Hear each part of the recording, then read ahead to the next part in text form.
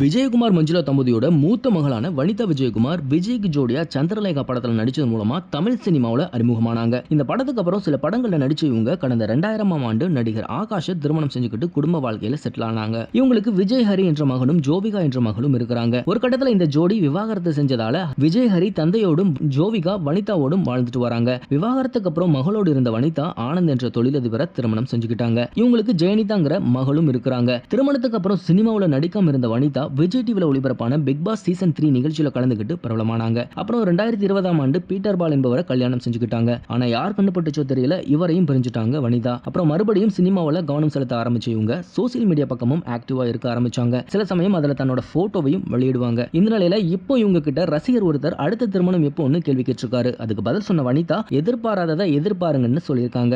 இவங்க இப்படி சொன்னதை கேள்விப்பட்ட ரசிகர்கள் அப்போ மாப்பிள்ளை யாரா இருக்கும்னு கேள்வி எழுப்ப ஆரம்பிச்சிட்டாங்க. இந்த மாதிரியான இன்ட்ரெஸ்டிங்கான சினிமா நியூஸ் பத்தின அப்டேட்டுகளை நீங்க உடனுக்குடன் தெரிஞ்சுக்கணும்னா மறக்காம நம்ம சினி மாடல் சேனலை சப்ஸ்கிரைப் பண்ணிக்கோங்க.